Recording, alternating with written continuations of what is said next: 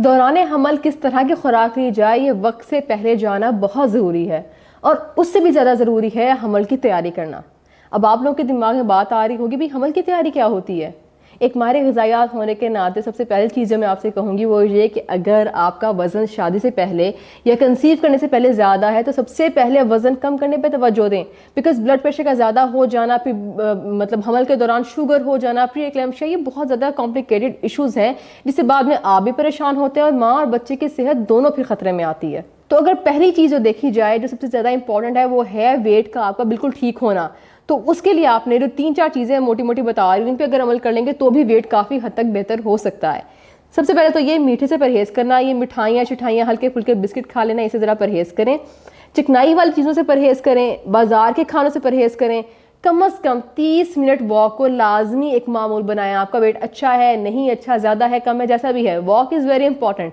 ये बहुत इंपॉर्टेंट है फॉर नॉर्मल हार्मोनल रेगुलेशन। आपके हार्मोन ख़वातीन के अच्छे जिस्म से खारिज होते हैं, रिलीज़ होते हैं, ये बहुत ज़रूरी है। तो 30 minutes walk is very important.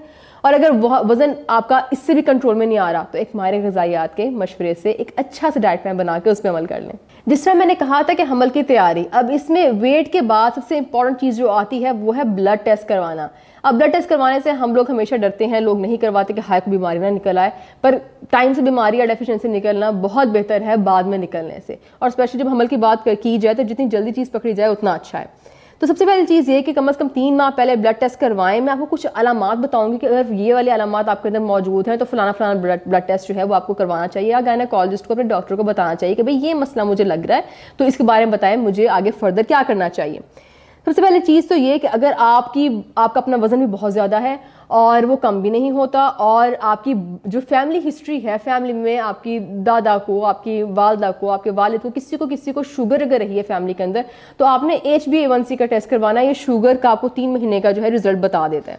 उसके बाद अगर आपके चेहरे पे पिलाहट है, बार बार चक्कर आते हैं, नींद बहुत आती है, वीकनेस रहती है, थकावट रहती है बॉडी में, और सबसे ज़्यादा इंपॉर्टेंट चीज़ मैंने चेहरे में पिलाहट वाली बात किया, वो चेहरा पीला नज़र आएगा, तो ये होती है आयरन डेफिशिएंसी की अलामत। और आयरन डेफिशिएंसी जो है हमल के लिए एक बड़ी प्रॉब्लम वाली चीज़ होती है। आयरन डेफिशिएंसी या आयरन का बॉडी में कम होना, एनीमिया का होना, इससे बचा भी जा सकता है। खुराक भी आप बेहतर कर सकते हैं और आप दवाइयाँ भी ले सकते हैं। तो इसके लिए जो बेसिक टेस्ट होता है नॉर्मली आपको डॉक्टर बताएगा कि CBC करवा लें, पर इसके अलावा और टेस्ट भी होते हैं। पर ऐसा अगर कोई अलामत आपके अंदर मौजूद है तो एक दफ़ा आपने प्लीज़ डॉक्टर को लाजमी बताना है। फिर एक बहुत इंपॉर्टेंट चीज़ जो बच्चियों में होती है, हम उसको ध्यान नहीं देते, आपके पीरियड्स की डेट का ऊपर नीचे होना। इसका बहुत लंबे गैप से होना, बीच में एक आध दफ़ा मिस हो जाना, वज़न का भी बेजा बढ़ना शुरू हो जाना, ये हार्मोन्स के मसाइल PCOS की तरफ इशारा करती है। जैसे पानी की थैलियाँ बन जाती हैं ओवरीज के अंदर, तो इन मसलों की तरफ इशारा करती है। आपने ये करना है कि अगर आपको ऐसी कोई अलामत नज़र आ रही है, अगर मेरी कोई माँ, बहन, बेटी कोई बात सुन रही है, अगर आपके आसपास किसी को ऐसा इशू है तो उनको प्लीज़ कहेंगे गायनेकोलॉजिस्ट को लाजमी चेक करवा के आएँ। वहाँ वो कुछ हार्मोन्स के टेस्ट बताएगी और अल्ट्रासाउंड करके देख लेंगी कि क्या पानी की थैलियाँ तो नहीं बनी हुई। इससे बहुत जल्दी बड़े आराम से छुटकारा हासिल किया जा सकता है वज़न कम करके, और बर वक्त तशखीस से कि डायग्नोसिस प्रॉपर हो जाए।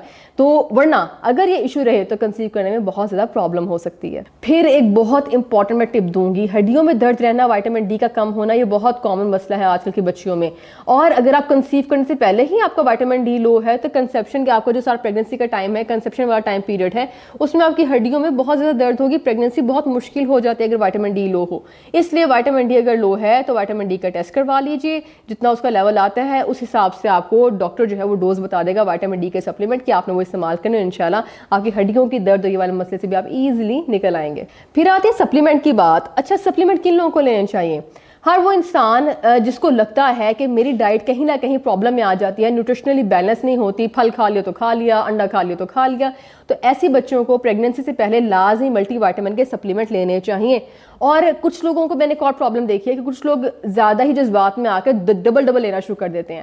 भाई डबल नहीं लेना, एक दफ़ा ही सप्लीमेंट लेते हैं मल्टीविटामिन का, और डिफरेंट कंपनीज के ले लिए, पर ऐसी हरगिज़ कोई चीज़ नहीं करनी। अपने डॉक्टर या गायनेकोलॉजिस्ट से, अपने डाइटिशियन से, किसी से पूछ के ही आपने सप्लीमेंट भी इस्तेमाल करने हैं। जैसे कि अब अगर फॉलिक एसिड की बात की जाए, आप लोगों में से शायद काफ़ी लोगों ने सुना हो, और अगर माएँ सुनी हो तो प्लीज़ अपनी बच्चों को एजुकेट करें कि सप्लीमेंट्स लेने में कोई हर्ज नहीं होता। फॉलिक एसिड लेना 400 mg की एक डोज है, ये लेना प्रेगनेंसी से 3 माह पहले, कंसीव करने से 3 माह पहले इज़ वेरी वेरी इंपॉर्टेंट।